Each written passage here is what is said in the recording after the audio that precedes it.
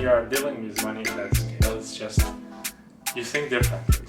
When you grow really fast. After like a couple million, those remaining billions of dollars usually don't make a big dent on your personal life. Hi guys! In this episode, we will talk about how Bill Hwang's capital management firm Archegos lost more than $10 billion within the 5 days. Isn't that shocking, Turgut? Well, it's not a secret that this kind of events happen, but rarely. What's interesting about this one is that they actually used 10 billion of their money to leverage it with prime brokers they had, like Morgan Stanley, Credit Suisse, to leverage it to like 8-10 times and buy stocks that they were buying. Can you give us a perspective what happened and why now? Yeah, basically one of the stocks they owned, Viacom, they decided to raise more equity through selling more shares, around 3 billion. And one of their hopes was that Bill Hwang was going to buy at least 300 million of those, 3 billion. But what happened, Bill Hwang didn't have such a plan because he didn't actually have the money. And when such an equity raise happens, there is a downward pressure on the stock price. So like by that time, 25% of the Viacom share prices fell down. And it put more pressure on the prime brokers like Morgan Stanley, Credit Suisse to look up and say, hey, Archegos, what's happening? It seems the price is going down. Maybe we should call some of the money back. And it looks like there are 6 banks included in this transaction and they lost a little bit money. They are all over the news. Credit Suisse was the one that got hurt most. They lost around $4.7 billion in this transaction alone. And Nomura was the second one that got hurt, like around $2 billion. Morgan Stanley and Goldman Sachs was kind of a bit ahead of the game, and they kind of sold their holdings for Archegos a bit earlier, so they minimized their losses. But what was interesting is, really we don't know if these banks actually knew that the other brokers existed. So if Archegos actually talked to like Morgan Stanley without even telling Goldman Sachs, or they talked to Credit Suisse without telling Nomura. So Archegos kind of used this loophole to talk to as many banks as they could, to use their money to leverage their holdings close to $100 billion. So really they didn't just lose 10 billion in 5 days, but around the value of $100 billion kind of vanished. Bill Hwang, how did he get here?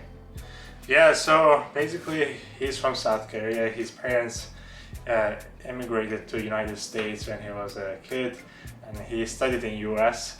And after school, he joined Hyundai Securities as a selling equities. And that's where he met the legendary investor Julian Robertson, where he was managing the Tiger Capital Management firm. And seeing his performance and how bright he was, he hired him for Tiger Capital Management, and where they actually hit it off. He was bringing in very interesting deals, especially from Korea, so they were making lots of money. So in around 2001, when Tiger Capital Management got closed, he decided to spin off Tiger Asia office and run that. So they had around $100 million, and they kind of grew it to $5 billion at its peak.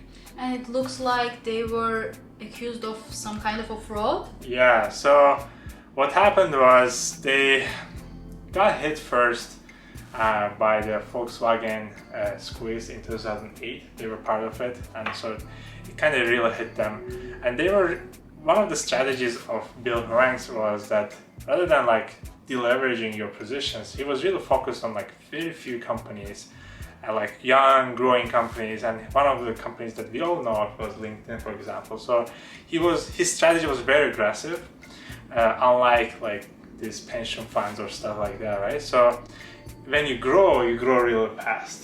When something happens like Volkswagen squeeze, then it's not a good place to be, like it was for Archegos last week, right? So in 2012, SEC charged them this criminal fraud for insider trading of Chinese banks. So what happened, SEC took his license, basically he couldn't manage anybody else's money anymore, and they had to pay 44 million for that. So that's the place where actually Archegos was born. So because he couldn't manage other people's money, so he couldn't run another hedge fund or fund by itself, so they created this family office. He structured it as a family office. Is there any secret why he did it like that? Yeah, basically family office is where you can do anything you want. So it's basically your own money. You're not responsible for anybody. So you don't have to disclose to SEC about your positions. You don't have to tell how much money you have.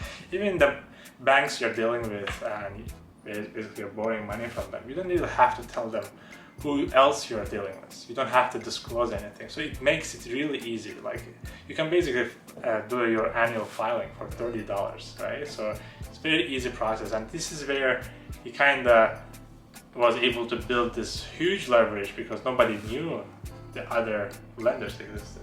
And because of this incident, right now the people are discussing the regulations for the family offices. How do you think this situation will impact the regulations?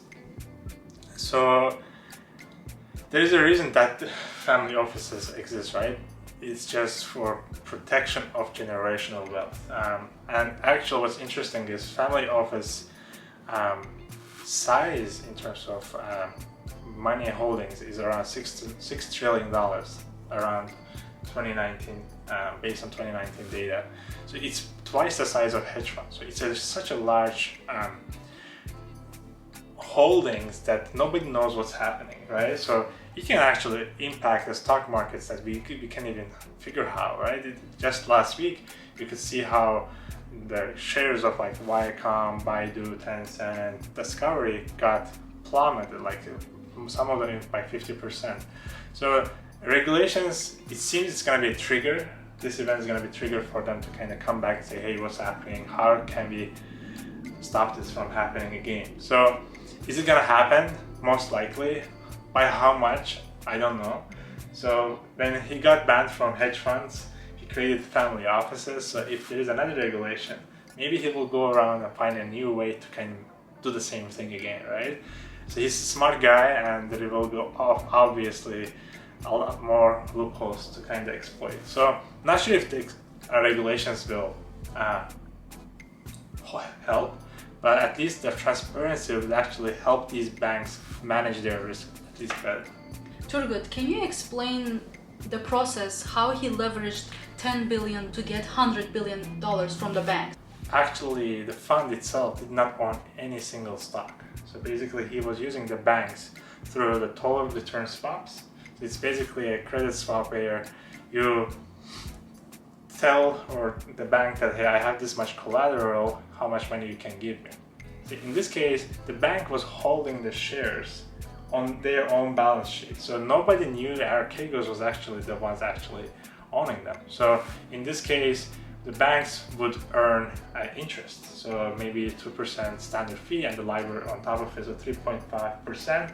So they would make lots of money from this. If things go well, it's amazing, right? But when things doesn't go well and the banks come do a margin call and they realize, oh, there are 6 other banks who are doing the same thing and they don't have enough capital to kind of pay them back when things doesn't go as they want. In terms of his mental health, do you think he will be able to recover and build a new empire? Most likely yes, because after like a couple million, those remaining billions of dollars usually don't make a big dent on your personal life. Maybe it makes a dent on your professional life and what you can accomplish, but he will for sure come back out of it. And I think you referenced, like, he has the deep connection with Christianity and spirituality. So probably he will come out of it quickly. Maybe he will retire after this, I don't know. To wrap it up, what do you think markets should learn from this loss? I think transparency is key, and from what we are seeing this year actually, like Melvin Capital, the Greensill bankruptcy fiasco, and also this one, it seems we actually don't learn our lessons, right? So what happened in 2008 basically a similar derivative was used to get to this kind of leverage. So it seems that this happens, we do a few things, we put some regulations in, but in a few years we forget about it. And the greed kind of overtakes these institutions.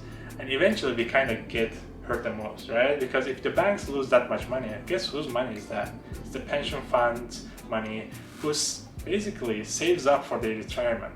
And then when the banks lose money, the government comes in and helps them out.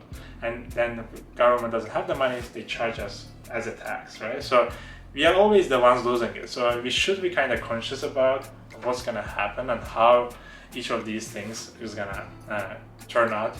And another thing just kind of tells me, as the surge of these retail investors, they're really not more different than these kind of hedge funds or family office funds that's running on a very risky leveraged money.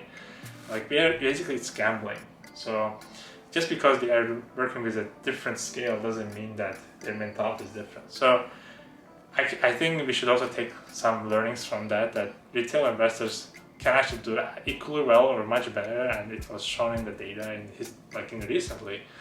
So maybe we kind of look back at the system and completely reshuffle it, or new laws come into place with completely different transparent systems. Maybe Bitcoin or some kind of decentralized finance comes in and helps us with this, because I think the key here is transparency, and that's what basically screws up over and over and over again. We are getting into the new era of investing through the retail investors and new technologies, and we will keep researching and sharing with you when the news come out. Smash those like and subscribe buttons, please. This really helps us to get that feedback and also push this to people who might be interested in what we say. See you guys on the next video.